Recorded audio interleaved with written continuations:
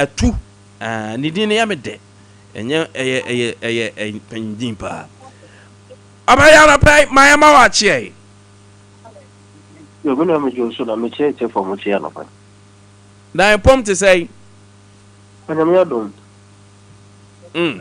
ara pai ye ni ahwefo ne atiefo na asese ye ba opunuma no patutu say won so atimi age so me se da mase wadaruma anema boy technical kakra na mambo ya na ayaka mu nkomo the new roadmap for DVLA ane nkomo a modi aba abontin wadaruma enchemu ni yes e de na mo pese mo ne ye di nkomo asenya ye worker car owners ene ya yakope licenses nyina me no me da se the cowboy did two, I think, and then this should be the third day or so. And for DV plate be I have a DV plate. I'm for the one the probably Omoto Omokas FE there. Omo person mo be register cars nti ya na omo nyina twen so mo benya DV plate no de abo mo car ho atwen se afene dania na fi omo person mo register no mo akọ register omo nya omo agye so mo be register so no mo asa da DV plate foforo e de ato car no so no mo atwen sa de nam krom operating the vehicles as an ordinary course of operation of a vehicle obi be ka say ordinary course of use of vehicle being say can ordinary course of use of something kwanya obia oye ejuma normally offers we ejuma the ordinary course of use of a vehicle and say what sorry na what switching with engine on na what we can fifi akọ ejuma he said the way obia no so register the car or no so sorry turning the engine now driver car no college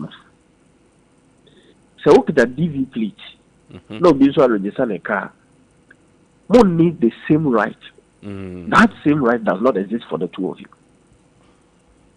the you say sa regime na eya obi ko to car ba na wa beji DV dia bo ho esa say onye ready so be register car no eno na person yi sa ne ma le fi ho. Okay. Auto car the back room ha and run a show. Say I was a register car now, son of use a car no long one so. Who be DV plate? I don't just want to register a car. Because there are limitations on the DV plate. And a choir who say amount for baby SCA 20 in the DV plate, no. They don't even report details of the vehicles now or more DV plates in the mind. Because now the air team pony say ebi no mo the DV plate no mo the high. They say what the DV plate they are high obi a. And I say record no to me give because who the plate in the mark car be na. Now tell how to make say the mark car for nobody can trace the vehicle and know who owns that DV plate at that particular moment.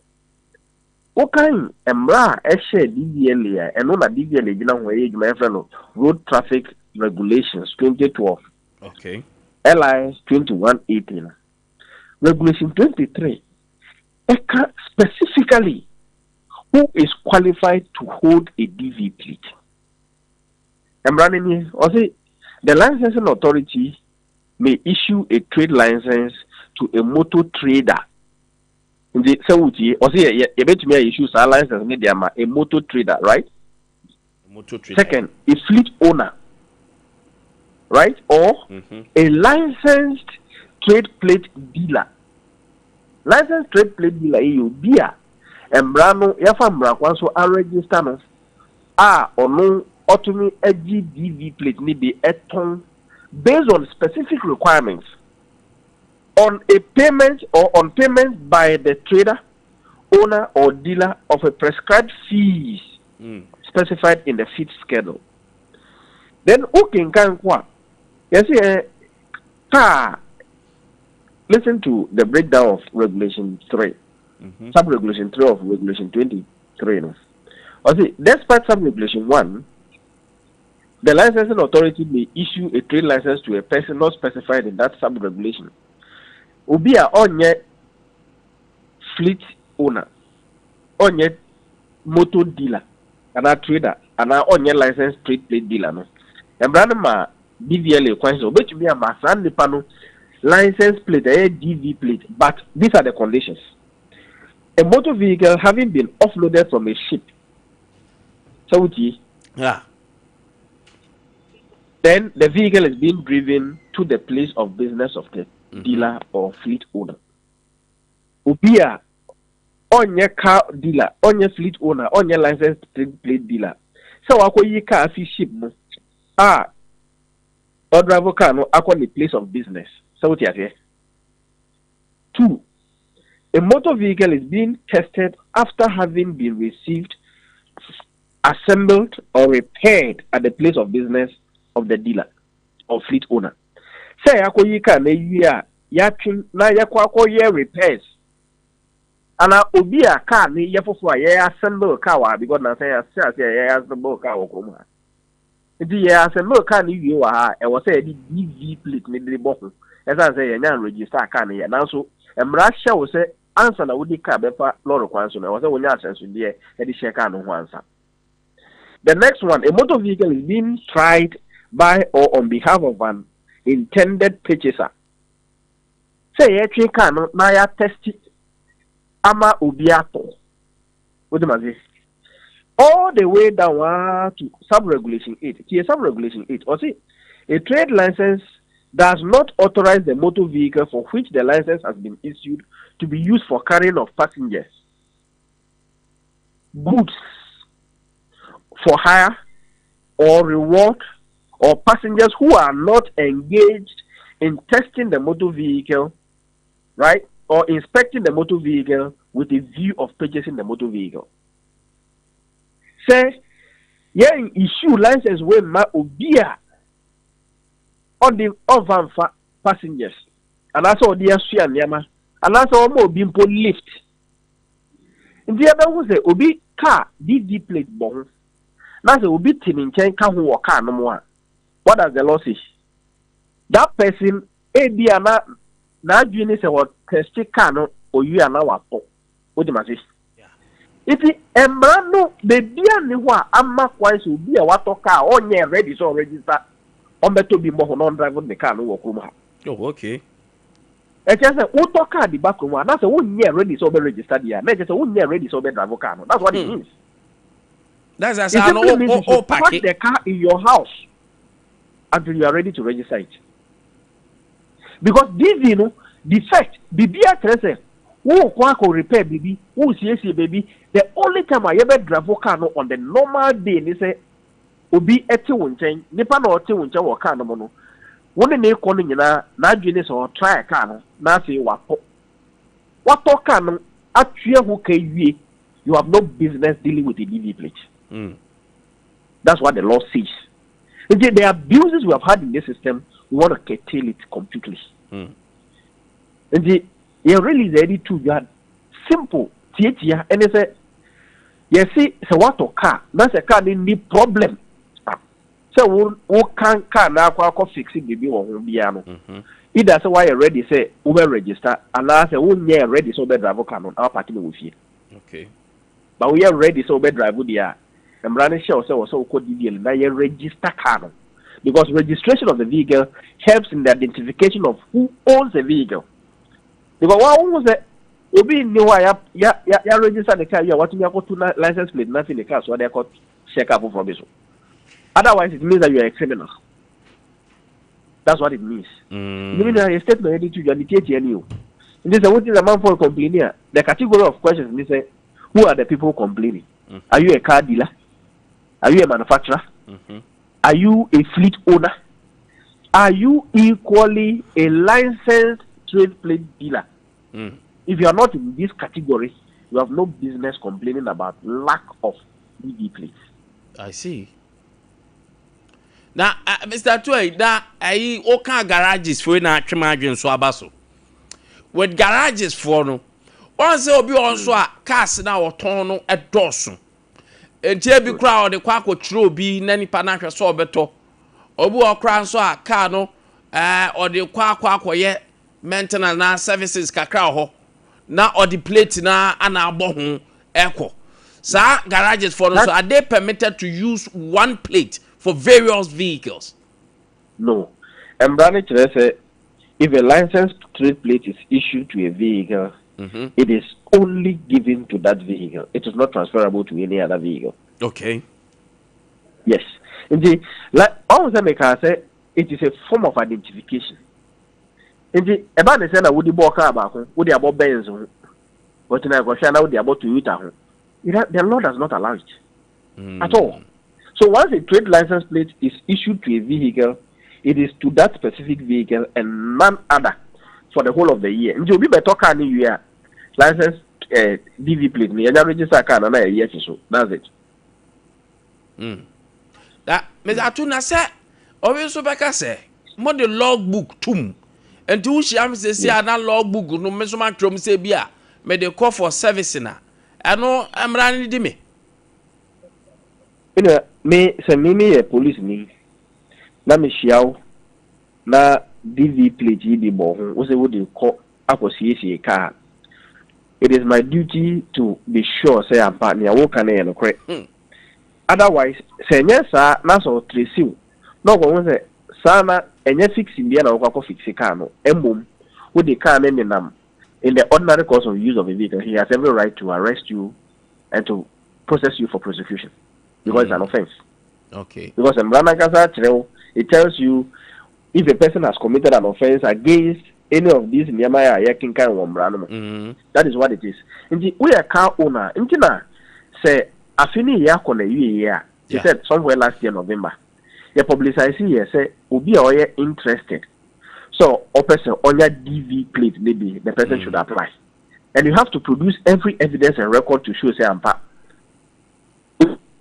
for him within the category of individuals and animal who so who satisfies Sana, we give you the plates ahead. Though we are car dealer, we expect to say we would have made a projection of cars do with the baby, then you apply for those number of DV plates. Okay. The Emma car dealers volunteers they say license plate there my DV plate. It is once the would walk out because logbook no you enter the details of the vehicle now could inside DV the ball. So how do you use the same DV plate with the same logbook entering different car vehicles? I know the police ministry you should realize that you are a criminal. One thing I'm a person make answer me say ya who say a man for being in Amkum ha omo adwin anazo mo suban nyina ne say okraka efia manoni e be talk mu ha wadi DV dia bo ho na wa the car in Namkum ha na wanya obi ama nipa nato na wa sa kwotwe fufu aba na wa sa be DV no dia bo ho na akoton. You see in law as a state institution your mandate they say then the teacher say obi biara oba DVL what would you car ba DVL amount as and should be any Sunday money you are required to pay the requisite tax to the state. As a state institution you need business there to aid any private person to evade tax. Fact the partner or train car ba could ba that person can sell about 40 cars in a year. That's only garage. And that's all register only garage. I buy to me limit on tier parts the our car be out on. Then what that person can bring a vehicle here and sell the vehicle for over 200,000, 300,000 Ghana cedis. You get tax on it. We look at something we call badges of creed, and we look at even the frequency at which a person deals in such an item, or the period of ownership. How many days? Now I bet you some now that means that you are a trader. The law requires you to pay tax. Now that we can walk from Umuzobi, garage tax 7. This was registered as a garage dealer. Otia me a twama buying on at the end of every year. Yet Obia or no tree car baba whom you know about ton bakum you know about ton what ton cars bear 30 a year or no jet tax be a mabai. DVLA would not support that conduct. It is not our duty to aid private individuals to dodge taxes. If you think that you are a person who deals in such business and you are entitled to have a DV plate, register as a car dealer and apply for the DV plate, you'll get it. Not just a you don't turn a ton, make a toba quabe ton. I don't know. Does Only garages. Does that not make you a trader? Okay, so once you don't have a permit or garage license, you know, or crowd more DVLA plate. That is what it means. Because when you bring in a vehicle, you either declare it as for your personal use or you are bringing it for sale. So what makes you say, well, now I declare, oh, me and I may use it. That's my time, I'm here, and that's my time, I'm mammy. Now I maybe. Who talk at the mama mia? But I'm register at the mama. That's what it is. But we are what is a over the ton to pay DV. As I say, we register and the value they perform. Why? Meaning machine. Now, would you have back watching for 4 months, 5 months, 6 months, 1 year? Who got on some machine now? Should you sell it at the price at which you bought it? Say depreciate. Yeah. So what is the issue of selling register car? The value they perform. So if who register car has the value, anybody who tells you that, I just say, on a car trader. That's what it means. Go and register and come.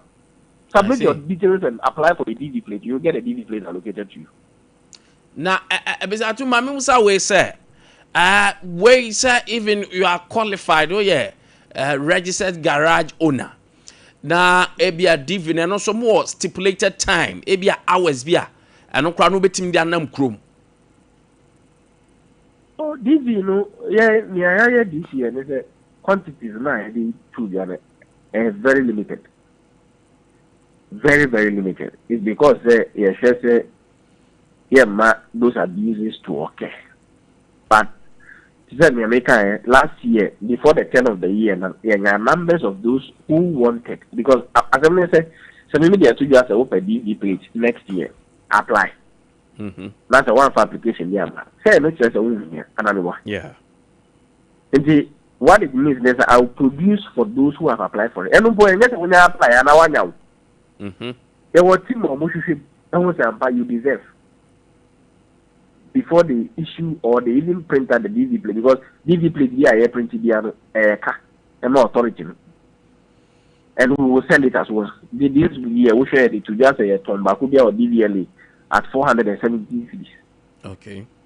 And he say, and garage for no be brave, and as more a registered license plate dealer. And one was say, go bring the cars back. They don't want to register the car. You see, almost to take advantage. Their business. Yes, what do you have the business? Minia. So on your license plate, that's only license plate made specifically for the garage vehicles. That's would be a man horse or better. How would you use it for business? Say they are the better one in the cars. And yes. But as I say, individuals will come.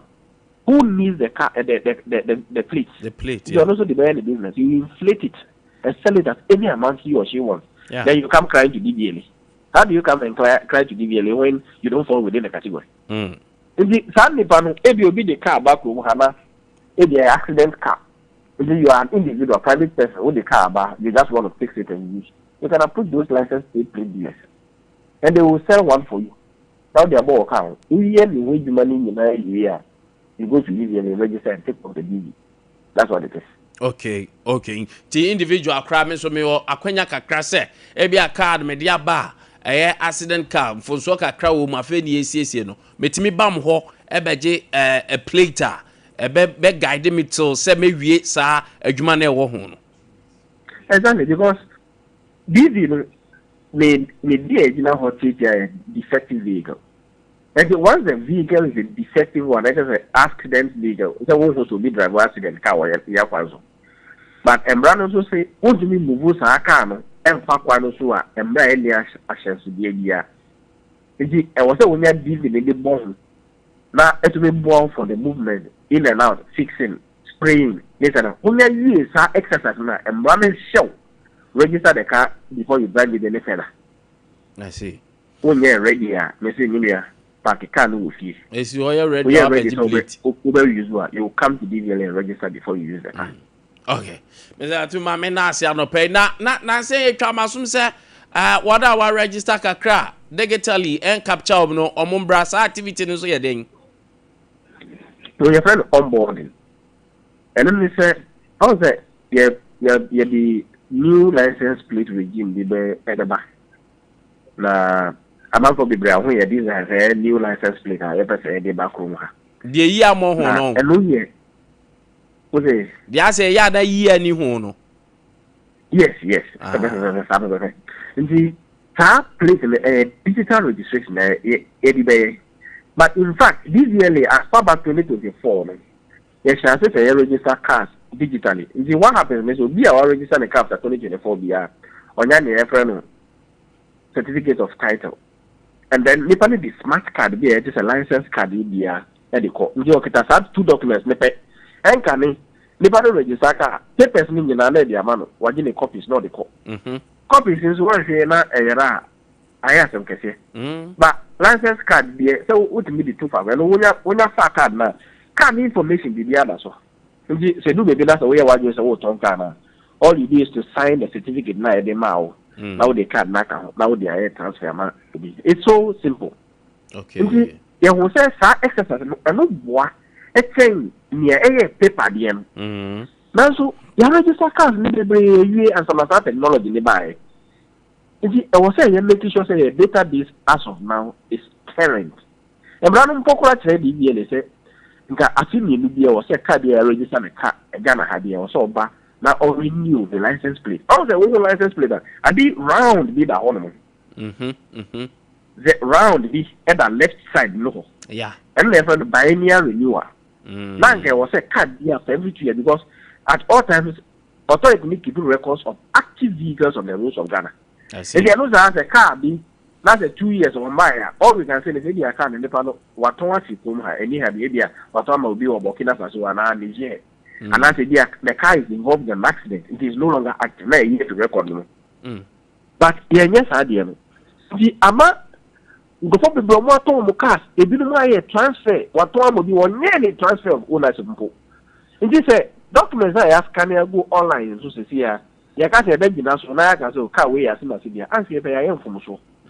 Because if you are Nipana can one in some station, and you know, and I'm being that's what yeah. Now, so you may issue new license plate that will customize the registration into the name of the person. And what it means is that will be registering the vehicle in the name of the original owner. Meanwhile, the account is something and yet, on this negotiation. Yes, you use a railway. Now, the changes of ownership meaning now, you hear no so. Now, yeah, confirm one account name the SSC and a card details in that system. Now, I say, once we confirm it, we migrate you successfully onto the digital platform. And no, sir, let us why already say your license plate for a bar. It becomes easier. We buy an office, I won't spend any time they bring. But what yes, I did. It says, say, license plate for me, yes, Uber officer, I will say, hey, on board in Ansana. Yeah, my license for me, and who best spending more time over the office. Actually, be on nobody can hear that. And Cabo, the man said, when I'm I would have to car for the office beer. I just are on board in the mouth. I can't say, you know, in fact, you know, shit. But if you say, so when you're free time now, where I the way the career. New plates, the banner say, a young woman, not a mature and I'll best spend what DV anymore. That's a way. All right. Without one open, ma, you're not see me. All right. You're Stephen, our Tune, Director of Corporate Affairs, Drivers and Vehicle Licenses Authority, DVLA, and pay on also HHA and Semu our Hodum, and that is the new Asia, and also our Abonte. Now, young few. Now, my minty wait to one son my best school for no so Oko Customs Division. There have been a new appointment, and so our customs. And he say no, so we Richard for them course now. Massa, would change a dibedu because they say the pressure ban. Can we have the letter from the presidency? The appointment as acting commissioner, Custom Division, Ghana Revenue Authority. Adra and Becca Chell say, they say custom fund the way ya ketasisheni dream ekwaso ho no. Sabanya anhwe ni ya. Ebedru ba bi na de asem kese pa. Ane beba. Now division ya. Former president akwakosu. Aka ne fanti nyina still. Nipa nya na adwen se obese sem free ho. I'm a catch hog. How will cost of leave it here? Who was home now? Ja. Custom follow. Almost let me choke cow. So the body fans say why nye peppers near here. Timi geji ka na say akwa we care the way see if any plate here and march it. Ben pandi vehicle this is here. When you scare me to an cow. Nice aka. That the way Kwafonsi she almost no border so no. Me say amani bi cry no kasa say oh background me guy na your man me so me there way then ye okofa ansa Abia border no so odom so age omu share sana de obetua no atua okofa talia uduru ade omu sha amomu de okofa bia wo so omu so je omu share to ma da Father Christmas no mu ja kwan ne ho enti nipa no oba ne be check ne pa se ade ye ode fam no tax send na wo so tua no yanhwe o de tua kakra bi de ntwe odin wo papers no mu se papers kura obi a she obi wo se papers kura eno anu no de aka obubutom omofu na omodwe ho papa ya wa ba you should cause a change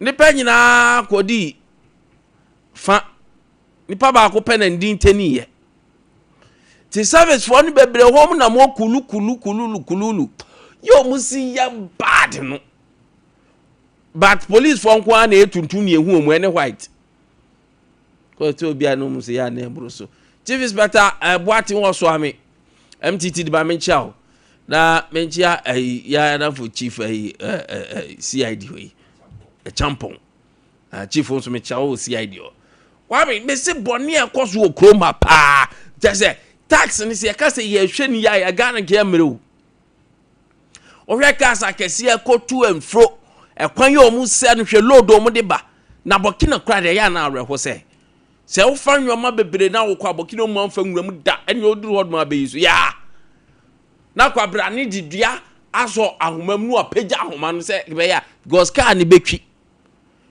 wa post no so omu standardize ne se ye se be ya car no per the limiter car no be fa no car no betimi afa ase but kwa brania lodu ade no ya je ne kakranti oduru ane adidua apagya ahoma no there say na mo na ebi te wire ebi te electrical and telephone wires no mu ko ma na check no watua na odeda musa tuwa na kan ya dum ande bia na nye enkofuyi nye ya anum nye isigifuyi na ye ogofo bi sunu on ban na amna basa so yera aoba yes now there's a big tax ahead of you any man kan cho ana meboa asudi a ewo customs no eso eronkano you have a good background my real background moi just wo no ogbo adwuma do ba no yapese ehu significant changes ewo ho because they say we are acting amfo modern na tire ne nto aso de oba be de ba me nyina prese yamfa me menu na se obene nanam what say oye ozu have reporter na de birthday nkwan na be send ababia na ne kaji be ko competition tra afo ho what you say bra na be ya dwuma the challenges is the tax ahead of you no eso na mebe school for no Kwame anapa de na isu ma chen obeni me do so empom to say oba de adaro ma me ho ye pacho na nso oba de adom me so me ho ye pa da twedi amponya o shet na fe pa obeni me da ase na nsin de wo call African wear competition ane ye pa say me mfase da masika imoja okay ane o say said you see whom in my dear to say local product no African print no no na me panache nti ono so e bosha me onye ne ho pa onye ne ho second job mahama enemy oh okay na second job mahama nkwane sha African print de kufado no chepa joma David kufado no pesi uti do kufado no sha no pesi uti che David on to me fa no honto to joma mahama half kra David eduru baby no oba foforo no pesi uti eduru baby on South African wear ne fata no pen height di mi na Kwame ene ne fashion e na chire na me bo na baso pa Hey, there be on the form no African wear ne fata ne pa. Suit no cry there ya na yenhuni ye. Me kan no cry. Or pursue to shepa. Oh, be na me say Drew baby no. O de opa. Bosesi a hye mbo hu ne ntade beba. Because your mama. Ono na this style we buy you. Oba office 2 times when I'm hu say wa hye. Ana me say ono ba mama ne pe kaftan ne mo. Yes.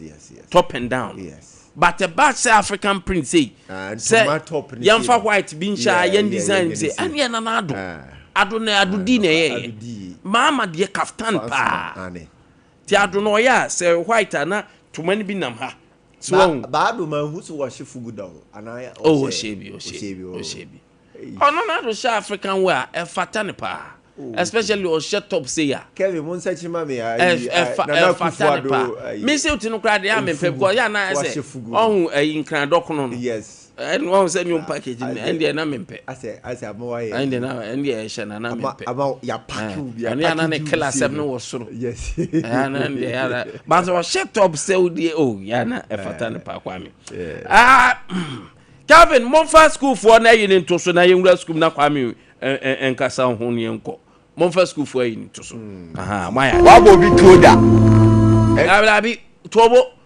wey akura wey the story na ba ne eniama wo mu ansem wo mpa Kwame Calvin ko yi first one wo de yi first one no de ye bo no no wo de hwe uniform Kwame hwe uniform ni ye one uniform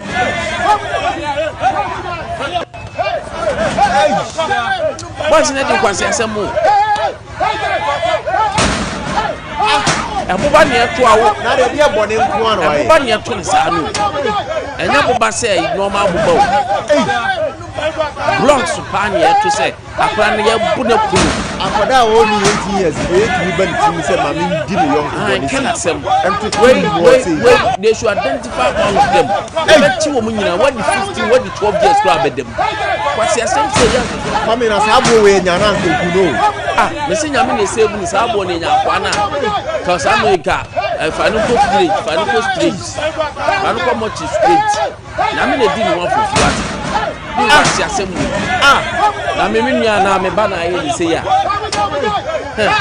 said the other Russia some sa Kwame em say the obe pataye no so bo no kan no say I can no janti e bo ni ba ko kan we no they show white bo ba ko kan wo kan I can apantan say pata for di aba na nya sa akwa nkra de nkomu omu kele no wa boni be ko no Kwame me say e plan agenda sani akwada ni tia ni we say baby o tia ye no nyame amema nti bo ho a kentana bleeding ai kwasi asema akwada de die no aguna so aduru he ya aguna so aduru he ya na sa school na omudi kwasi asem no owo omu school na o rebe ho ha munye omu boys dormitory ni nto so show their boys dormitory unsa school na make kan wasema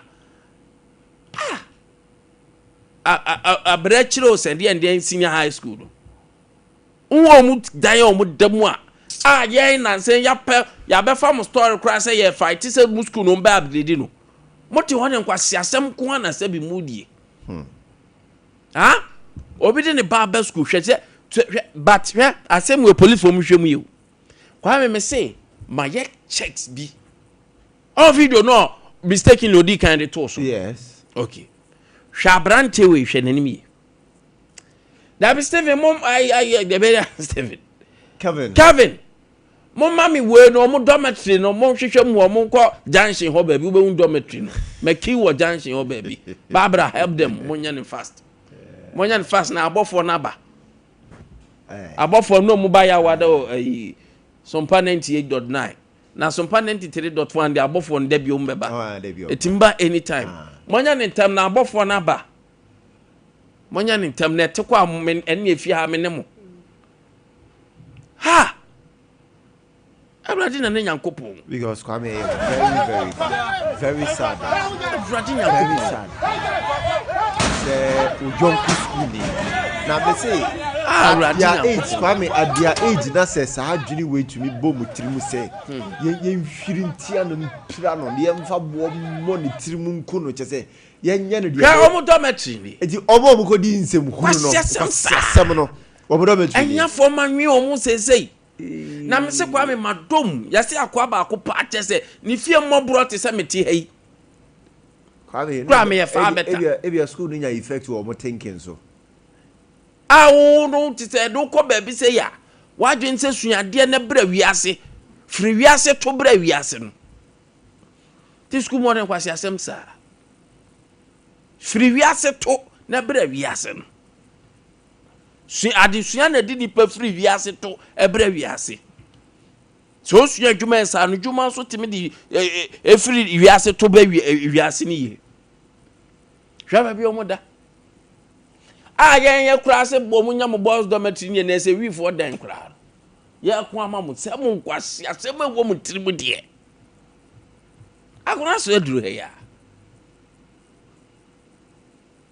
na video ba akuna abrante no mo bo no dia plaster tata na ni munyi no mame dia plaster tata na ni munyi mame e bra oba respond muntie die si ye no ba respond muntie I want you to listen to the happen here. The school no city here dey sure say nya effect wo mo thinking. Dormitory no. Ntino mo tiri mo osum no. Omo dormitory mo osum no. Da bi Kwame wo theater Kwame dem mu a usua nyansa. Ba Kwame Wati. Wo theater Kwame dem na wote bamboo ye de bamboo, uni bamboo. Enye tonton de ye. You say bamboo say o mfre no bamboo we no. Ye kane no ayi ndi ade bodan so sa na ne frem sa ehodom na adwene ni nyina ye like kwan obefa so survival survival of the fittest thing Kwame ya wo ato amenam ti se bia watena ba school ai mu ye kama mu anka adwene no ana me che se ebe ye kama ebe ye fine o da amenam wanya school papa ti se o ti ama o ti first na ne dan tantantan ho tantan kwase asem kwa na esi na esi ndi kwase asem kwa no mu so mu di nyame adom so masesa na mu se ogofo bi na me se masesa ampa anka abrimponfo ni chia hooliganism ekwahin kwada ya do akọ school se ko sua ade no ene de mote ho eye no Kwame bowura ho de mote ho ye no de akọ school bone bag na Ghana force ya tax aye tua yam fa hwe mo school ya ye jollof se ayi mamu na de mo complaini dan ya dabi we dumelo kra we farmers asem kra monyi mfiri so me se me be documentary on education aduane ade mamu na matiasi mu menstrual pad mu na matiasi mu metron fo awie nuane food staffs wie nuane sa ekọ ko metron fo no best schools bi se no mu se enkwada mo musu ni fa so sa no mo dwen ko mo nya ma dwen se mbesu andom so wia na ye tua taxi en fa hwe mu school mo mebo bra bone be na ka Ghana fo aye wako hu nua teenager tia ni ti so se ni ti ne mpacha tia kwa bra ni ti se ni ti ne mpacha Ade Akye Superzonas. What kind of nonsense is this? You are the victim. What exactly? Montia can't get us off where he. When I was looking for a place to sit, so that I'll use the medicine on my eye. That's what happened. So you were basically just looking for a place to sit. It happened unexpectedly. Tell us, you're saying you didn't do anything to provoke? No, I didn't do anything. I was just standing there. And they started throwing the stone. What happened when they started throwing the stones? I wasn't looking. When I turned, I saw my colleagues running, but I didn't know what was happening. So by the time I realized, the stone came to hit me. So you're saying you didn't do anything to these particular students? No, I didn't do anything to them. What would you want to be done in this particular situation? I want them to be arrested and anything that the government wants to do to them. What's your full name? My name is Apakakobi Fiajigbe. You? Kwame. Akwada no nie. Akwada no nie. Ani. Akwada no ana ne hwene nano na mekura na medana sese wanya internal bleeding. Yes. Sabu babi na akwa ne to akwada me se osua na okunkotere. Meka bibia Kwame. Sabu ba na akwa ba ne ti passe no oto se nkenya abofra itiri mu a. Kwame I swear. Oha na oyusu sa ataya nkitinkiti ne bi ne nkoda birim. Enkuribuo. Ane. Dabi we kura do akrabon na okunkotere. Ena me kana be se kotere ne sen dua no so no hwan no ageji no ato pa. No de. Se nkenya abofra itiri mu a. Kwame Nkukun no. Nka never this akra no say ona oxygen. Ade. School be ye nkwasi asem da be. Ye be nkra, adwen be nkra ne be. Ba Kwame wonim. Etoda de bia ye ka we say enema etoda ye no. Se nkwada ben ya ye nhwe yi because o musua. Na me ka no all student platform bi say. Omo ka che nkwada no say ye hwa do musia njiji ska me dormitory ye me support home na school ni nkosoro. Me sorry a ma ti dware anso onwunu betena ha. Betena condition mu freeze me. Tia mu a. Na tera wan fo se je kakra kopodwe. Kwame. Obeni. Na ya jijiska na me. Me dibi ba. Na ya se muni polytank ya pe polytank amam. Muni maths and science quiz ya muko yenye. Na me de kakra ba. That all students here to tea boy room kakra. Na de ba se. Yenso ya be proud of your school na. Na mo say school ni din say. Na moko yesi ya midonya me say we organize ourselves. Kwasi asem na mu di yedi time 20. Eti ya no say no more organize mo old students association mo de demonstrate. We gwa wo no. Kwa wo school mo hodom no mo nyansi. Kwame yenye ba te kra de that time na post for the soldier for the those who. No yes. Ko yenye ba che no na enti say dey o. Kela lo ni fo kwa. Na me say o mun kan che o mu. Mon kan che o ti for ne say. Ya de kakra. Aye benya ne de baba be support mu. Munya ye nua. Nya ye maame mane mu. Enya hwe ne mu. Ye nya call school mu hono. Kwa me bra ye ensanso na hyehe yen. Sata no ho ye forest. Na mu manya digital sign na gymnasium mu ho. Prempe house na esi ho. Georgia house ye ne hye ase na esi ho. Birim na esi ho. Forcing na esi ho. What you say? Na mu ya jeje nkakra bremu. Na mu ti school mo di gwase mu agwa ye be ba be gwa omo na me kaje omo ton kra ne mu. No room for imbecility o. Sport for brofo no. It is you should tell them. Hwese ni abofra pa kwada kito o to boba se boba nti se the attempt is to kill o. Yes. Kono. So wie no kra. Baby ebe kwa akobonu bia se be pra no se be kuno se be di ne demo. Enra me ka na obi send me video se me hwe video bi. And I'm say video no. May I condemn any act. But empo abafra no tie no se ono nani ye ne ya. Ti no pe aduro gu nani so. Ti ohun yan se ne other colleagues ni dwane. Se ne ono nko asem o ka. And they say no cross say ono na account no. But whatever it is, only one kwan se obeto boba se mo nipa be 10. Mo kwa koku nipa ba ako. Mo ni one right. And Jesus want us to sit down and share we. Makatem say mo GS one say no say hunu no ya do so because monitoring team na hon ya amko schools nim. Report be no yo mo de brem. Ade na schools ni bi yenti na schools ni bi yeti. Ade ntia. First no kra de say wo na uchusu enti we kra de computer placement timi mengel kakra. Timi kafra. What?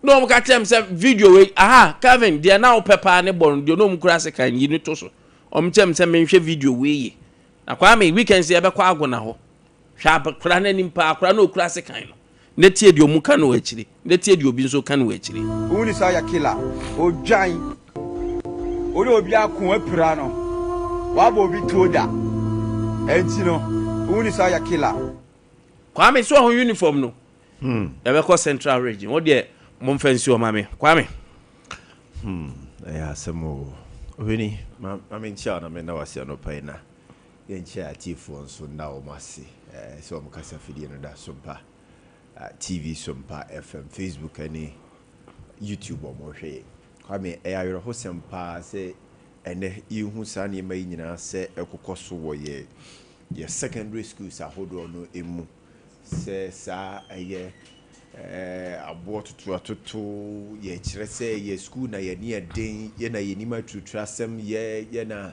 je say ye trimu den wo ye obeka ya for pass mass and science quiz moto ane ye de obedi nsem hu na ye mfa nchew ye bete ye ka na de ayro hosem ba kwa me ni nyina atwa besi se etoda isa ye body to ho de ma ye nkoda no ano na ya omudi echi you said you see ye mean say wamu ahu pictures be videos be of obi a wo tu sa na mo yi bi toto abo yi bi ena ebia wamu nso ahye omu nkran so wamu nso omu tu sa na mo yi however me come na kwa kwesi se kwa me say students to me bu teacher ni say wa mo ho kwan mo apo na ye wie ye punishment I dey mo an say 2000 Ghana cedis ye mra mitua ebe dey na serve as deterrent kwa me e dey ama enkwada nso omudi akire de omuni man so say na ye wie be kwa kutua ska me ba uska ti ye kutua ska asa bibie ni ho ebesi biem.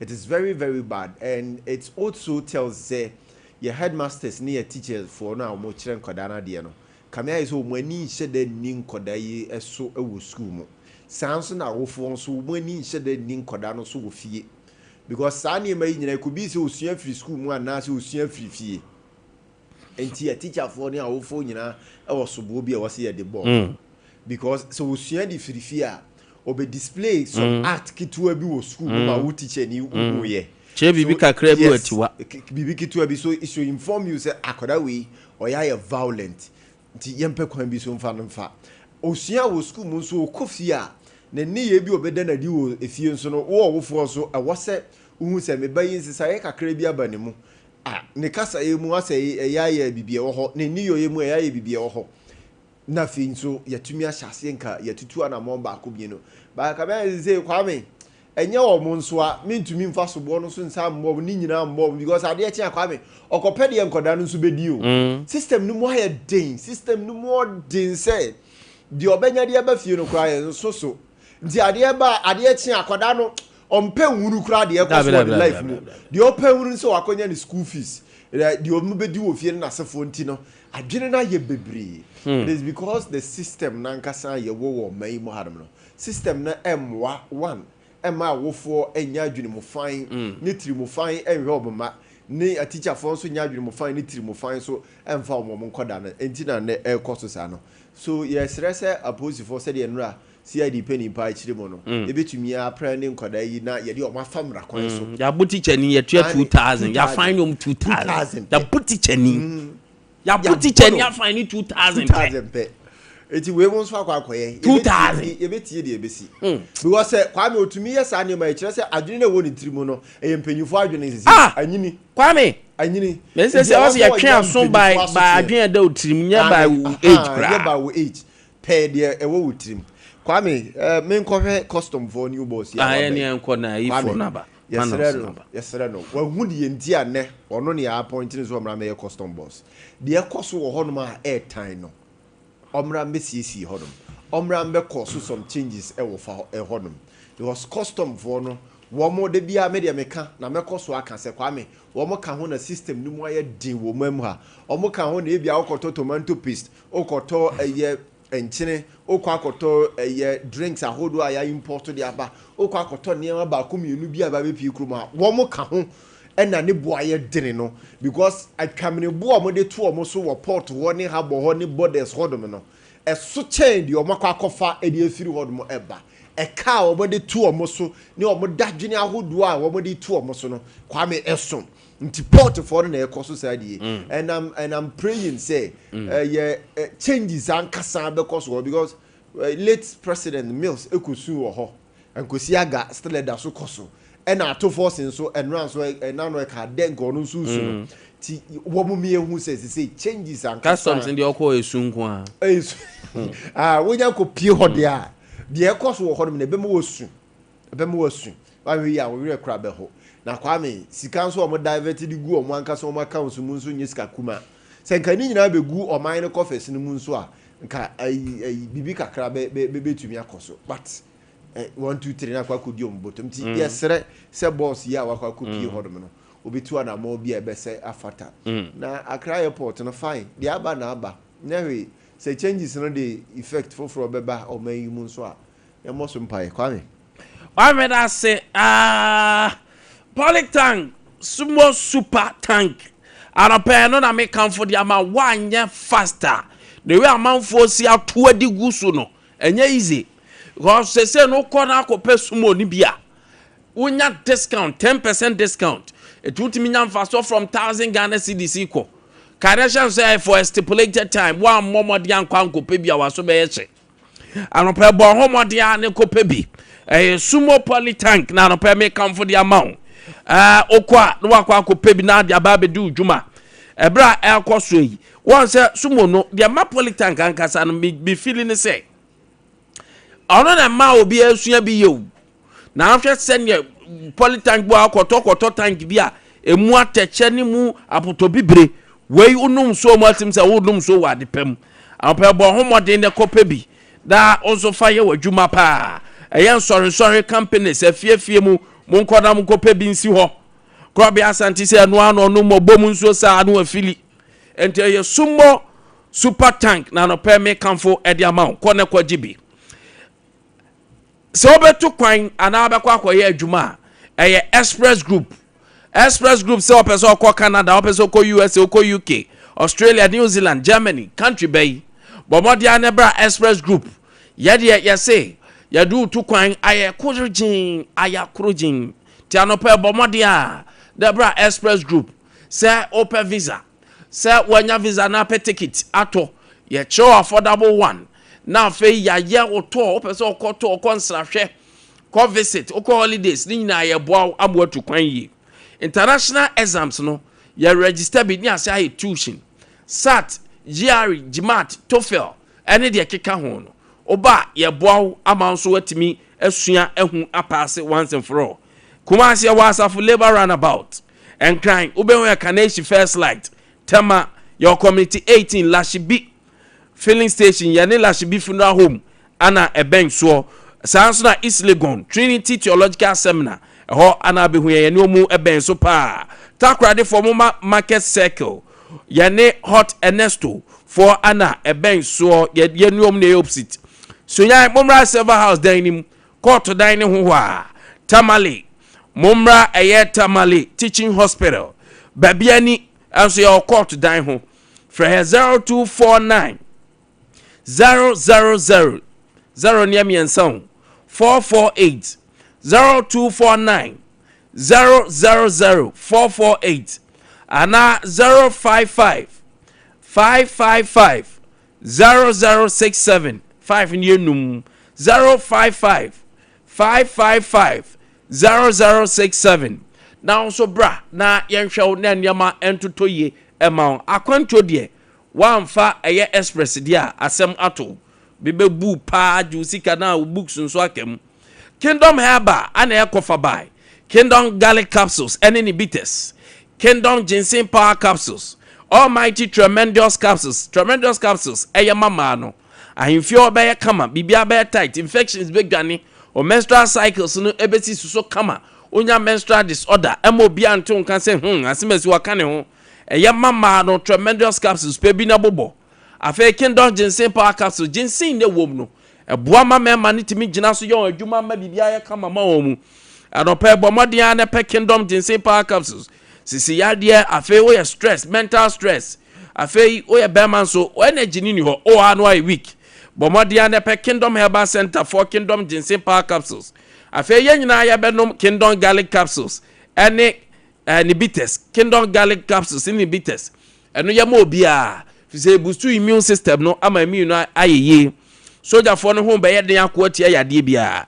stress manico anxiety wo hodom na se why basa hu de ye arthritis hunum nam tutu nkakra won so atim se as anxiety hypertension stroke heart disease and cholesterol onya Kingdom Garlic Capsules na bono ene ni bitters na bono na jensen no so aboa mema na tremendous no e di man no akagina mu tago heba Mr. ne capsule se bray oya bema na wo erectile misfunctional na se kodwo to nyoma nkoya uhia tago heba Mr. mana pagya ne mu agya hoden adwuma ma wo say yes tago na anka se ni e ma no low libido oni atenka uhia tago heba Mr. Ibi so also na mema no so onso atenka wo fom emfa nkwahye bre ne stress unya tago ni bibubo bi infections ahodo ni nyina etu ase dekodi anope bomodin a na agibi e wo drugstore bia for 0243228298 0243228298 sorry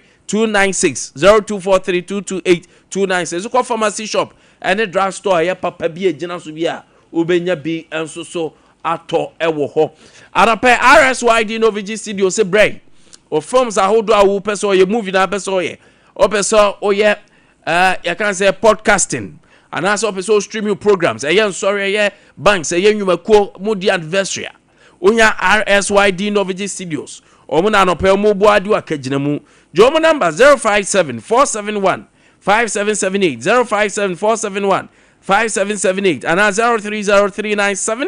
030-397-4822 yawon crime first Kokroko Street Michelle Malam Abia se ho na be ho Ghana fa na nyina wo frɛ ya babia wo bia we will come and we create something together abejafo atenase no matenase so de na say Roman father no na dro no eno na be mo matenase ye if say Father Martin Seba Mr.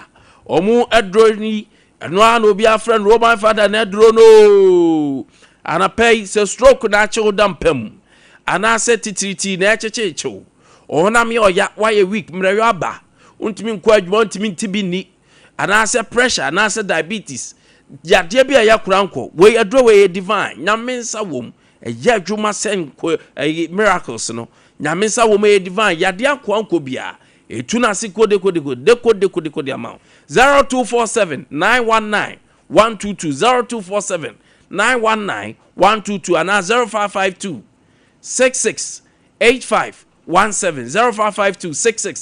0552668517 Roman father nedro no call eno ana ye nyina ye bobo na ye de aye ye huye if say eye divine nyamensa wom anopai nana crop ya asante eka the National Democratic Congress NDC communication team no sanso na Abdulrahman Hudu eka the New Patriotic Party communication team no ono also a constituency youth organizer a dra ana oginam gidigidi ana pa watena si ya the first time na me ka chen say 21st clinic na beboa no say wosisi achi watena si na etwon saa mobin kan cho say siate kanya yade oda hwa na de wakwa asamado eye symptom ne banso e cho say to ase 21st clinic na ye expert omu ana redari mu na ya research on say siate kan yade enti 21st clinic say bray ya branches ne doso fa ya numbers no bia ben oni amoaba if say wokuma say ehwan overseas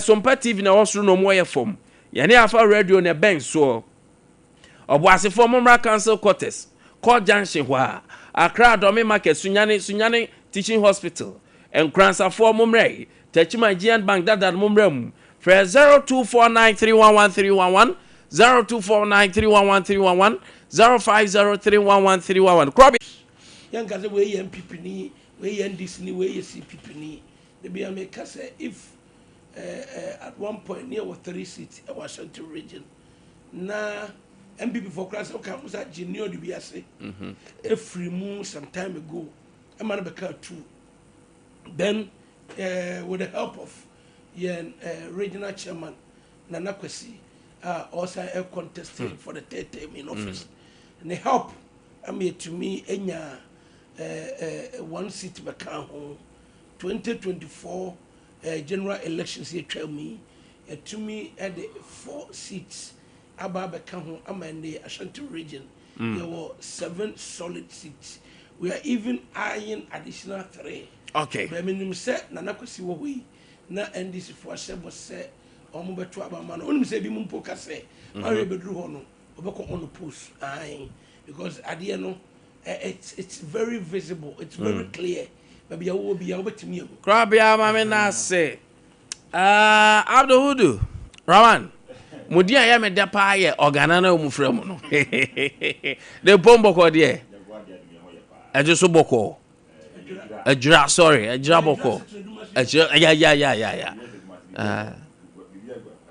yeah. You to know how to so me a vibrant pa. Isinya azem get to akra. About 90% of the constituents in the is into farming. Never break any problem. Say no, because I'm buying no. Okay, you are now coordinate your market on what shall the next moment. Oh, Mike can also green or hot aha. Okay. Say or call a drama market not our shout is you did say on shout to say no way Edura has been one of one of the constituencies in Ashanti region. Okay, so me a farmer you could go back. Oh, okay, Edura. And but they are farmers. Yeah, there is serious and any friend saying when beans near Bruno. Then I walk all cars now church the senior buying it to name, and I'm telling you. And I'm going to be they make what you're saying and say, I'm not sure. Say you ever kind of crash there one any sector in this current economy is doing well. Take the all sectors are not doing well. Take the prison service side, that is security aspect. Yeah. For over 14 months now, prison service, immigration, and a fire service, their rent allowance and my teacher for much there for almost 14 months, near 1 month. Next for a goofy for the first time since 92 I betina akunyaso. There is no year government post 2 teacher for our Ghana, but only 2025 it happened in this country. From 1939 for 87 years ni government be any how buy watiko koboso. It is happening currently. So then also end is for make promise I say about this license exam. What is it in this also? Almost time then to feast no buy then aka ho. Let's talk about the lightning system. And okay, the whole community I mean because how the aviary enyamu dey easy the same time they be a problem so. Me no we say oduru aviary netco. Mutimi call events low current na say e call dum so no kwa den kay low current no. Phone current me charge. That's the situation we are finding ourselves. Adam pa ni nyina so ana. System we are facing. Before our economy on waka yanka me bra crop ya betina nka oh me free one shift and then me ba ha me nua ba kono another shift. Nothing is going on. Every sector be any ho ekoye. What is unima he and MP 24 dey nansia. The sector be e kama with one can say he and Gideon Buakon. Yeah. Or the post to social media here. For no. Yeah, former spokesperson president for Dr. Mahmoud Bawumia. Where I have MPO. Yeah. Or maybe for no. Yeah. For no. Yes. Yeah. Or the post to social media say currently, o man increase light bill cry mama for ehunwe. O mun nan so ye mo bianti. So isi jema mon ko complaining. The lighting system e ko so Ghana ha no. Ultimate to e be 200 cities me kan ye pen so. Bibia na ye wo e tare na use 1 meter. Na etimi to ya 100 bibia na ye wo e tare na use 1 meter. Na etimi to ya 100 300 etimi di twa month no. Today we are paying more than 250, almost 700 Ghana cedis. But endimi for twa month. So am mobile na e ko so are we okay? Nothing is moving on. So we kind of create ya on my hu bibia on my echo. For the prelims no. Probably there's a story I'm fan can, but I know say mobenya interest to him. Yente no tell nya emra tu na aka no. We GS near the current hooliganism across various school. I think the video no wanya kakra hwe. Oni Abdul nyina. The system enkwada yeso munko school. Obete ma gang rape obi metron for the dwane nanum kwada mu tobo hwe video audio visuals here be. The current school system any niama ekoso in secondary schools. Well, I think now the media type my brother Abdul, posed a question to me, but if he's I don't want to, shift in focus. And wow. 2 minutes and Ade. Oh, yeah, quite. Yeah, what are you? Some of the studio and they can't get it now. Oh, where there, but who's so much? So dollar now on what 16 and they had 10.5. Still also Mr. Time me farmers so still have a coin be as which queen. Mr. Okoji yes for exception. me so sad. I am so sad as a parent. I am so sad as a Ghanaian. Why? Where have we gotten to? And that's a professional yados. The first message will be the buy. Some can't also miss your brofo. A hefana yakodru. Ama omai ena de e ma frank toa agebone ya tum e che papa. Me ye PTA chairman. Ewo wewesu JSSB. E JSS ne primary ne A and B na JSS ne A and B. Inti me ye PTA chairman wo JSSB. Okay. Even at that level, you will see some kind of indiscipline among these teenagers. Be me 13, 12 on the keka home. As for day, crabon some kete. It will be a yana, a yamia. Now, Messasu ye, Quasia there by, I think, any exactly 3 weeks. Sunday coming here, exactly 3 weeks. I told Abamami as PTA chairman. Okay. Ghana's term technical. Oh, congratulations. Thank you. I was a real. In fact, among all the executives, I am the far oldest, the youngest. Executives. I'm the far youngest. And so, I will phone in ya, memories to Abamami. And you they strongly believe that discipline, both school management, I'm a to me. Ade Akye Abia. One of my key campaign messages say, training the future generations. No, won't mean training across what training every year. Now, Granny school no when ya the best of grader. Minia, now across the time about no the bow bitrim, or as it be the red at the yamna bowani, be the tramor, be the ensa, be the drama more chronon tenkete. No way, dear. Academically, nebia wakusua said the 1 + 1 because 2. Said the baby now read the boa. Now even though you're in discipline crowd, we do baby now read into your Roman penny. I can simply say that very nonsensical attitude, very indisciplined nature among our students. No, young permanent koso da. Sana education minister Yewra Haruna Idrusu memro modo say and they acquire indiscipline yinadi punishment about karaba or say severe punishment say also won tie no nya sack him intime ebe school me PTA chairman akraba ko no obi kokon omo say GS mra kire say I was the first one no mo ebon kokko bi am man punishment babon kokko ne bi one ne maame aba be sign bond. I'm yet to confirm that GS emran there second one no so chess or yes I be mu a because what sign bond no ntino eno de utimi ye dey eyi akora na di ana parent bi frame me say bia school ya me PTA chema ono ye ne bed and am say omo ba fia na dwobe 8 na am say akora na ye dey wakoko ntwa ama ne ma me school mama akora na sign bond o sign bond no say you be of a good behavior was akoye the similar thing yes am ye akora na edi ana ofre me no oba na me ka kire ne say mame se de wodi a kire wo pa che woni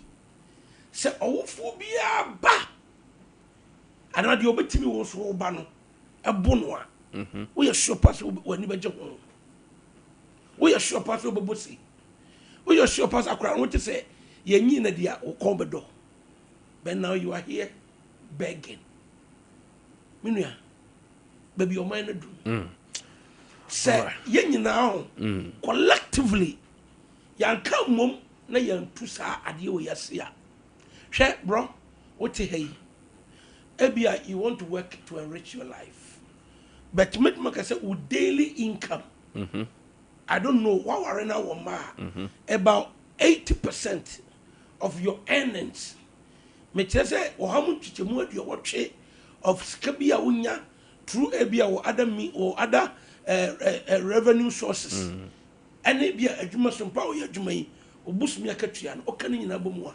80% goes to efie me ka fie a wo yere o ma other oversight responsibilities bani nyina akra ka ho a 70% strictly eye wo ma na wo yere ni fie na wo do ba ku school onko sua de na akra de beko no na oni ne nyonko abema ne papa ayi twopmo ni aba da twempena ye nkrabo ne sem school mo off hwe video ya mo kan ebo and ye di si obi abo and the students atambo no di si obi hwe we huru no tia no ko ti hwe we pau hwe video no bi masa sem ne hu ehu ba student na for student we mob mob minua boni bay and waye hwe oko Ghana stema omo hihye ya am that to as a lay down procedure necessary colleague student to senior yeah obi from wa first report to the house mistress or the house master say if you are free ma report to go for the report to the senior house master or house mistress and also buna ni gusua obetimi move straight to assistant headmaster domestic and also go to the headmaster or headmistress and so no chikra ma you can call home for your papa to come. That is the process. All right, but I'm not a problem. Yes, na adiwi and crane yes say CID. Yeah. When you say, Omonfa and crying, because within 24 you can hours. easily identify them. Oh, yes. So, school Munkwandia can identify. They are in the school. And you're uniform. Adam just said, so, oh, school, my head teacher, headmaster, you should be able to identify. Because I am tempted to believe, say, Bedru Senior, Yamma, soldier for me, no me answer. I'm going. Uncle school. Abba. What about going to get some contact? That is, Mamma Chowadia, even. We beyond the school. No, I'm going. Discipline crying be. Mama one example pay. Only Major Derrick Drew. Yeah, I mean, former deputy defense minister. Yeah. Neba boy. No, I think UCC and yes, okay, coast. Anna Neba boy no misbehave. What is squad? When an ordinary join squad. Ena oye otutu enyoma oye enkrabo ne sem kakra na ne papa etiye papa no di soldier form you full glare of students no and teachers no omo discipline ne bana ma ne bano esunya mo kase dadi ombe kume and ne bano has turned a new leaf obua also cry fe no our situation and tia na me ka bi ntro me at my age, I'm 45 to the glory of God. Me no makohoda. Me no reader. Me no daughter da. Me nye bibia da. Tata my bed to cry ya. Eye ye tunu fun free me ntu bi da. Won ma do krontia. Me papa. Me late father. Papa nyame fa currency bi me bia wo. Oye no ye retired police officer. If I me wo mo central police station adum. Ma me ya wo me na BBC na papa. Honorable no ankasa adjust when you be. Me papa is one person obabo from onopa to anwumre omre na minim papa phobia na omoka so bia banye so omantwe aba antia omma enkra ne bia firi enkra ne bia da no junkies enkra ne bia ye nkra bonesem I mean ka say nyame mu a enka honam ye duru sei na bible mpo say and Tiaswa bow said the end. And Tiswa mo ben. But as also for Crobia, and I say, discipline, man. How do Mammy Chungram also can't crafa? Yeah, at here, Cossy. May I say, me crew for almost almost me parent to be changed. Oh, nice. And a German, me, I'm a chairman of Braman Haruna, and a former parliamentary candidate, Madame Gifting Doma. Madam Michelle and Chair Monday, and I mean youth wing in a party from Penny for more honina. Maybe back also will tear him with myself and King Kong. King Kong, where police station executive. Okay. I am one, King Kong Chair and Chair Monday. Nana, me that say. Senior, you block my system in Chow. Okay. Block my system in Chow. Mercedes so far block. Senior, maybe a penny canon. The indisciplined nature abaye schools no anode. Na my fan from this side say. On the time I wa ban mu no. Sa jira pa side ho omkora nkotwere no motwere bi o kan that story na ba be videos bi almost say am one share apodi. Yeah, I quite remember pa. O kan that statement na e ba bonten. I make you see the posture and the demeanor of we the politicians. And then Bra Penny Ekasa was say we should come collectively. That should have been the way a manner ye running on mine. Once I had to about we are to me I could do be na I dream pay wood to be in a came one boning or minor to my at my friend to my pa Afra. But when it happened under MPP, you will name Crawford be ministers and now in this among boom and some of my kind now what tea yeah. So I will not be here to justify said the Ukraine normal and I see me friend saying issues na by a problem in about to abina or so. No, I won't go that tangent because me 2012. So up to and almost 14 years I've been in the teaching field. Now Nkrano or more indisciplined behavior and I shall say JHS2, JHS3. So we do form 3 and 1 year register my candidate. Yeah. Or more chain. Say if you're penny, no more pity, but they knew say no, you can't control them anymore. Sometimes when you are writing notes, I'm do from trainer. That was the time I indiscipline the urban. And the way a manner education system no, this human right issues no. A man crano, or more the one person we piano, you can't do anything to them. Yeah. So is corporal punishment free schools no mono. A man crano, behavior, and even though we can say for now we are in a global village. And the social media and the internet no esa abe it is issues more abe can friends esa indisciplined behavior na about society no and a man crano so no esa deepen that behavior no but me gidi say enka corporal punishment no nisa e was system no anka eso edime de atwae na second the most by say akra no o feel kura may repeat no kada ni na issues akra no woni say yes ye mo aba nti o feel kura na obesa man opportunity man asan den akonanim nti I'm indiscipline very high. So we are saying that the ACC the SFMO. So Ubisa almost say some cry we know and the way I behave, you know. Ghana future and ejina hifa. Sa omune benyini ochena bi no ochena bi no makoye the future of this nation. And look at the behavior mo putting up. Sometimes you ask yourself, say school na you na say entity nkra no na say bia ohun ni papa bia as a teacher for na won enchira de. But what try to maintain discipline?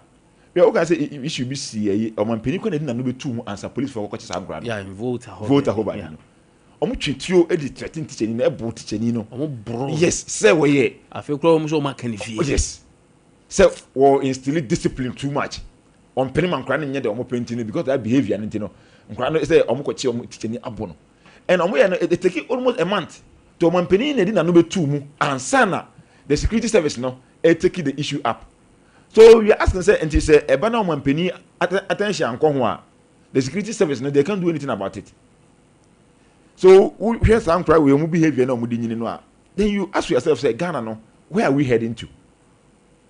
Sometimes you know we had this our future leaders we school near Accra interkuwa when yanko mo games say be ayanko be bam amount for level of events chance we first any opportunity I will into the mainstream football activities and these are games you know now I say media men cause violence or na men obi me kan mre bi asa na me sisi nyina omo twetwa mu e ma enne first ye ko stadium say ko games events in school we work on ngui economic school ye na yes course and events KTI. Yeah. On the next time, then secondary school and grand some of you go stadium and pay for power system no more. Yes, sectec more. OT.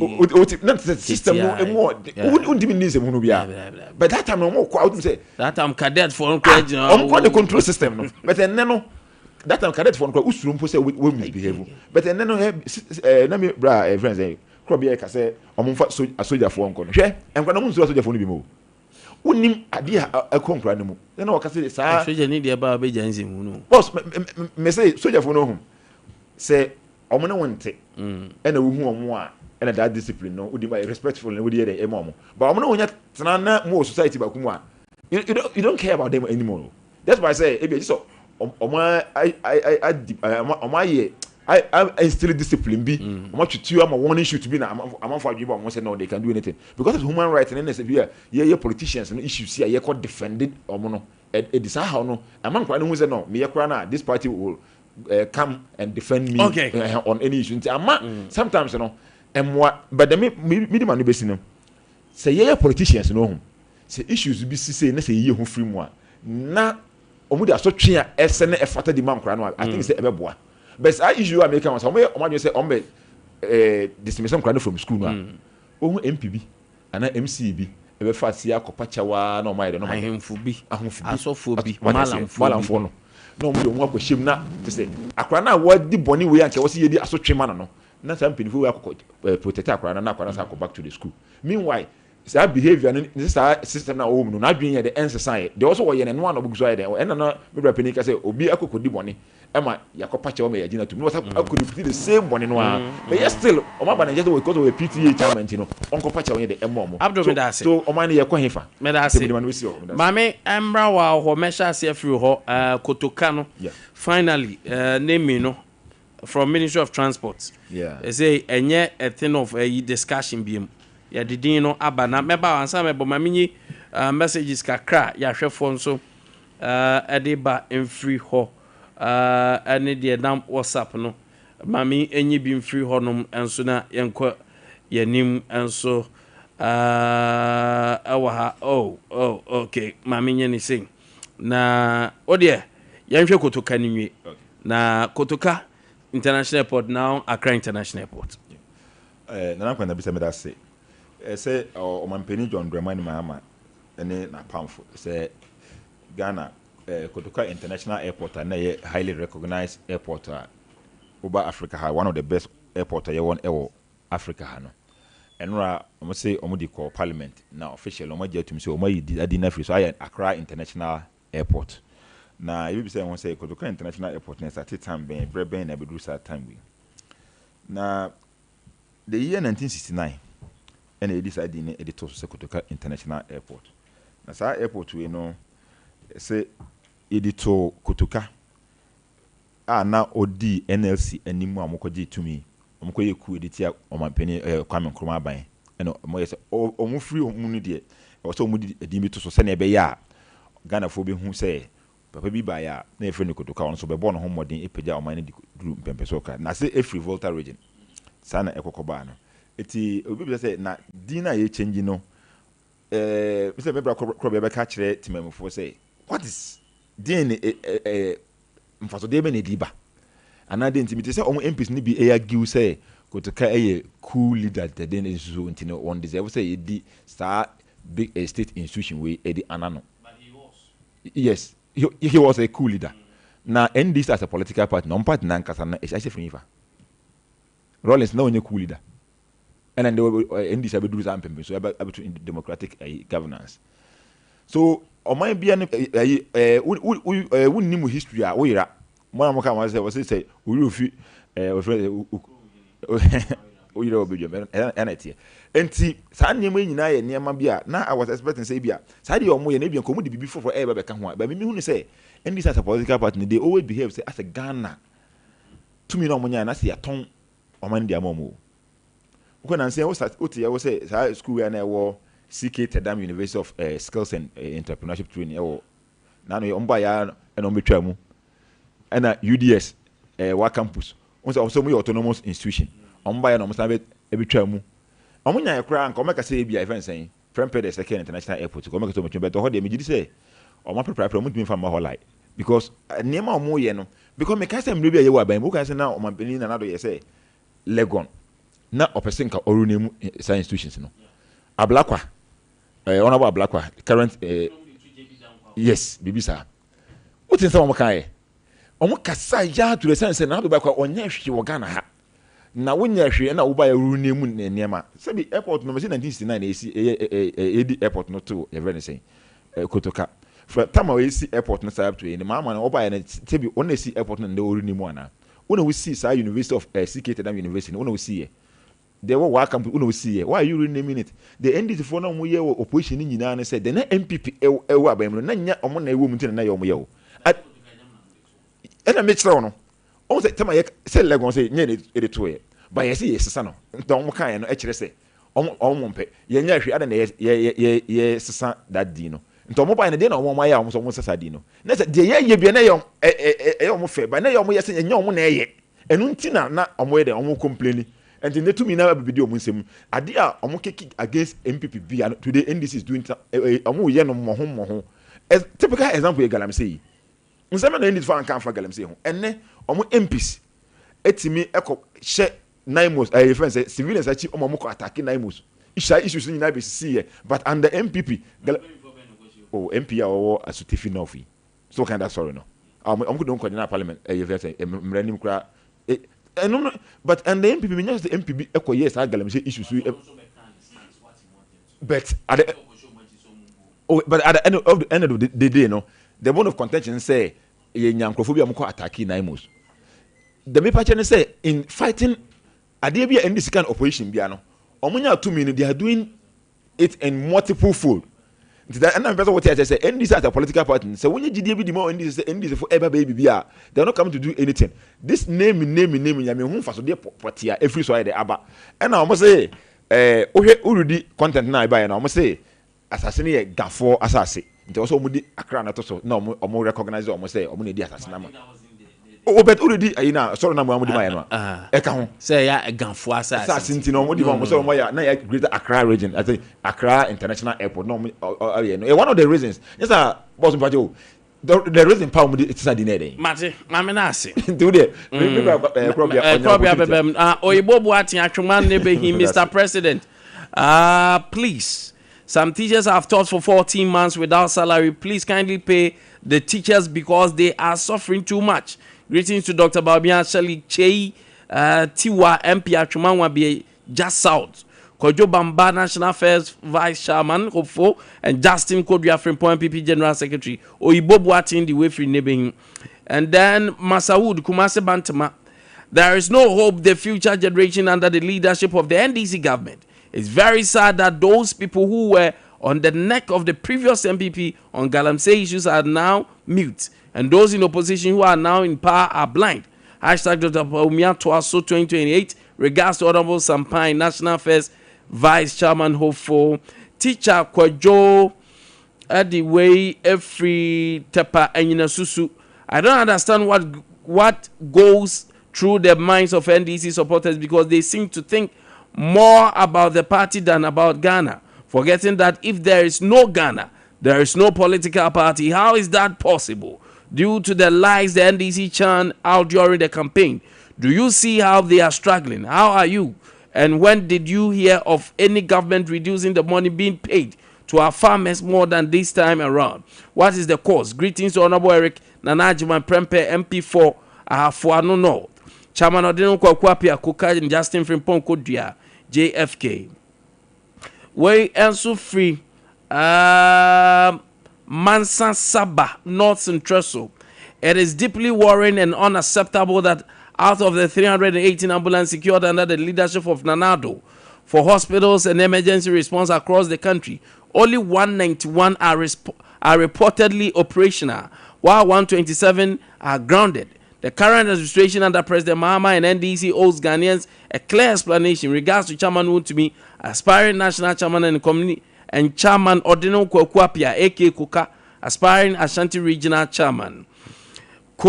Mensa Pillar 2, increase of cocoa prices, one of NDC campaign message. Maza, fix it. Kudos to Hajia Safia Muhammad, next MPP National Women's Organizer, JFK, still maintained. Pedroa Medina Cruz. Loud and clear inside in Indianapolis, Kumasi Tano, so Kesben Junction, the main location. Krobia. Minya Abdul Kasam. I was not getting the point. Ambo, And Yamaya or Casse, renaming. We are renaming it to the state. We are not renaming to individual. And Nakufara had wanted to. Not opposite or did legon ne papa. As an offer. JB Dankwa. And think you can too money by ya. Kabe JB Dankwa University of Ghana. Na answer na wode ade bi ye such a monumental ebeto obino. E what ye nipa no aye. Ene ne contribution. But Joseph here what ye. Said that to be manusu na some krabi kutumsu. Na utimi esi vun kra no a. Ana disaster bi beto oman no. Na utimi ye bibi e di esi ano a. Yet me show with him. CK tell them Northern People's Party MPP for and a CK tell them I'm gonna tell Northern People's Party and they and then more I about a new patriotic party and the CK tell them not play a very vital role. I will MPP Musabrana Northern People's Party NPP. Also young for university in two. Such a manner, the contribution was towards unknown political party. And yes, yes, my own sa, and unti yes, Sanny, you found to you Roger John Rollins, you found to you Roger Mahama, you found to you late Atamos, you found to end this opinion be your friend say, Legon, and I could follow Ode. Lego University Kakai Eberto or Papa has a warfare. Now the question is, Papa none contribution in the establishment of a University of Ghana. Now Papa no contribution ya DA. Let's go back to history. Let's go and read. Say omo boy Emma your friend say Legon as an institution eba ye no na JB Dankwa na the contribution ya say. How many a tenacity no? How many start here? None is in terms of financial or monetary contribution. Say na JB Dankwa contribute to here. Let's listen to a friend say historians. Then they will tell you. Now, for identity na Nakufo went to me anye. Minia kotoka. Ade ye ni trait, the biggest trait aye ku obeye. I'm making reference to J.J. Rollins. Say J.J. Rollins ye cool. And today, anybody ye cool J.J. Rollins look to Kankwa. But J.J. Rollins didn't hear the tone as on mine. What's that? Rollins wow. And a Rollins Park. Oh, Minia Rollins Park. Yeah. Rollins Park. And the Senna Rollins Park monumental. The I didn't know some sano. Monsa Rollins Park. Where you some? And the MPP4, we cried here. If MPP4 by MPP4 na adia to me. And I go to council no ye. MPP ni. Minia Kwamenkwantapisa. Kotoka no ye MPP ni. The evidence is here. MPP4 adia to me etiatia mu nyina no. Ne pompon so ye. Papa no. Amampanyin say. Okay. Aban say. Medase. Yan fa sa national monumental your friend say nyoma nyina yan fa nto oman no. Until now abaye Accra abaye Accra International Airport. But boni benum. Yan fa nto ndisi ni. Yan fa nto obi a Kotoka ni history no and you so pleasant. I did for the edifice. Abba. And area. An edifice. International A. And your papa, what would you? A demand for politics category. And try say, Ublemu NDC. I said, you told me be my head. And I'm so secret them. Medasi, who do obviously Musa say they added Terminal 3. If you're asking that they did not build the Kotoka. Yes. What did you add up? Free Che ho. But no, yeah, a quick one. Young call farms, no idea, no young call CEO. Cocoa Board, Minority Bear press conference, you heard Minority say there have been a lot of things. So the back door now kwakugu accounts bim. The current acting deputy CEO say the doors are open. So audit bio bezom baby omo auditing. Cocoa Board any sense a quick one effective. MPP for after the minimum, they are just becoming a laughing stock. Oh, are they? Are you not surprised? There be many surprised. Number one, the classical. Ya baba munanche, ena Reverend Intim Fojo. Edi amika cocaine asem. Ena almost say, you need enough. You just put the nation to a state of panic and fear. And yes, Reverend Intim Fojo, oh you suffer, a suffer with a good standing in the Christendom.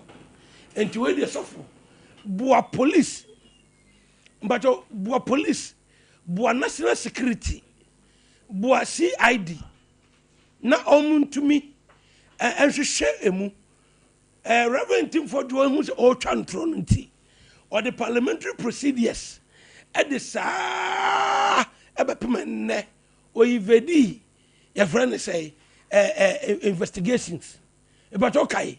Ya betcheno muntimi ncheno ane ande o ya whistle blower and o mekika ya ana ya ka say whistle blower dey answer na obe blow whistle no na wa hu say oh enough evidence to blow the whistle.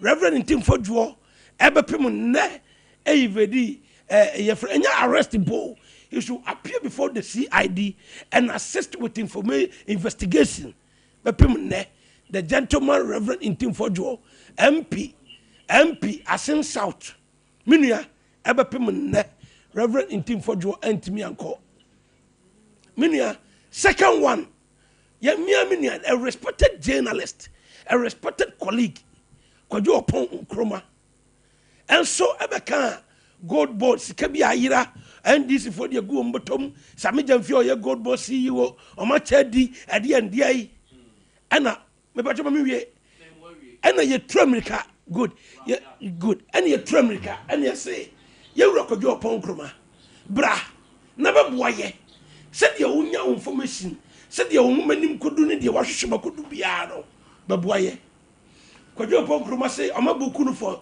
this you Muhammad to be a warning and the deputy CEO no say my doors are open, my company accounts everything is there.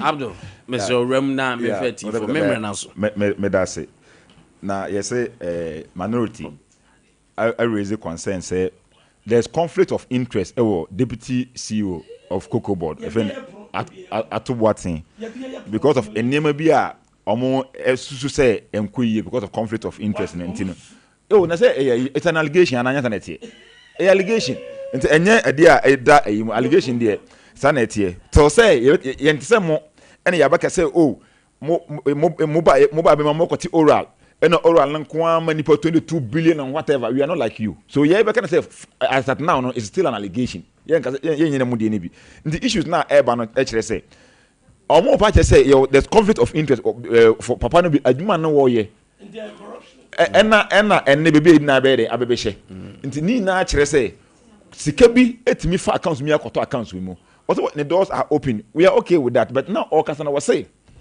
MPP for your bar I say ye laughing stock sa cocaine some now okay some kwoti alaji okay fake dollars and fake e what some kwoti at that time I'm mobile ben mu no any issue be raise bia about this corruption allegation bia no na mu national security threaten no mo ebisisi Ghana ha mo ko chi amna dem say obo apoku asem ne other guys no bi Abdul Kafra yeah me manu wesi dem be the other say sa niam nyina ya ade a mo ye kan wasama na mo raise issues na mo the national security threaten amanfo that ade wa esi ye no mo nya bibia na okay na yemfa mra no in the but the MN say issue be go against NDC. They don't pay much attention to it because I know as if we can say a friend say scholarship we say but on MP work from I say thank you as if for name birthday ya be mun there 0548931931 hello good morning. Good morning, Unimunyami. Hey, Ogolo. Senior. Sompa by Mintio. Amenchia Obejafonia Memo anything about super. In fact, what no more manatos to Memfokuma Suyipa. Take it, yeah, Papa John German Mama. A dear Bayabia, a quart at the Mohamano. What's it? Accra International Airport, money by a papa yaye. And I mean, in Nika. Often got 2 years papa, let John German and let J.J. Lawrence. Often got to the list at what is in Manaba Accra International Airport where MPP for Munich Mausi on Senior John German Mama, you focus at the top of book or money. And the same some of Mokika say, Coco Boy to get your phone. Coco Boy, the for home. Yeah, some German soon a Yeti pride so. Now, I didn't say, Papa John German Mama say, yes, that's 2 German swat. There must have 2 Coco Creapo. But I say, oh, God, thank you. Hello, good morning. Hello, good morning. Yes, I did, baby. I'm free. Good. I don't pay into your minia. Sompa TV for nothing pipe and more about my dear Yama or my son.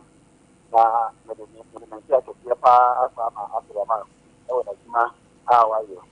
And then submission, what Yama. And from you, Casamoon, Obin comes to or half a family Yamadan, and Obin countries or any property interest. If you saw yourself, almost after the time of my country, I want to the women Yama. Oh, unfortunately, you're lying, but you've made your point. Thank you. I'm sorry, so birthday back home, you're in 10-10 MCR. Now, sports for the edge of Makoya Misro, Mubesemi Yandia, Monyan 10-10. Miss Jennifer, Kanyra, no, Nkunza Kadini Chemi. Okay, you're taking again. Miss Jennifer Kanyra, Miss Jennifer Kanyra, happy birthday to you. Jennifer, today is a special day, beautiful one.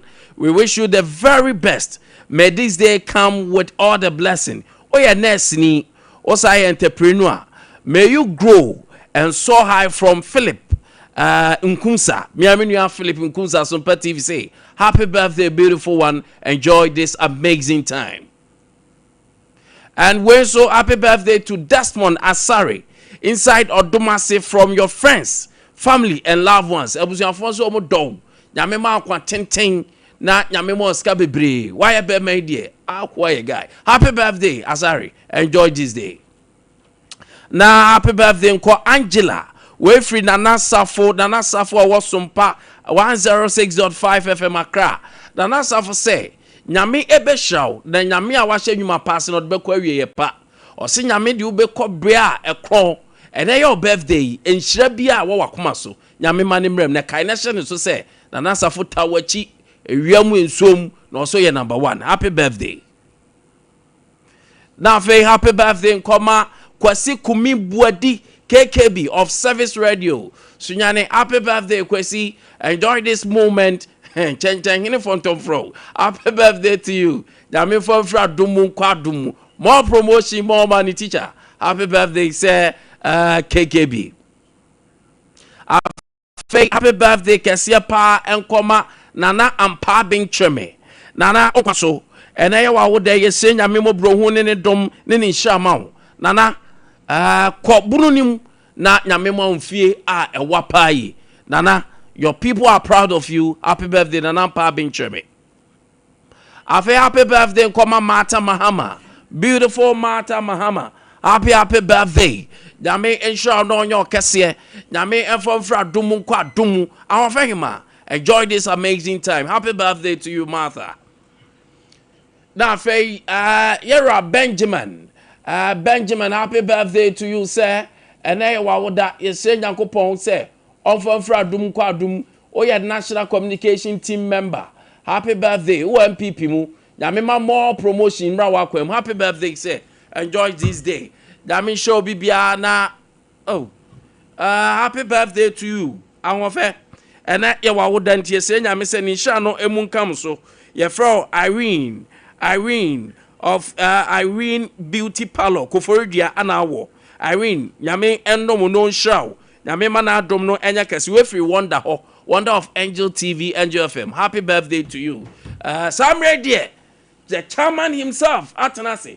the apostle general of our time, the man with the voice, the information minister in sports.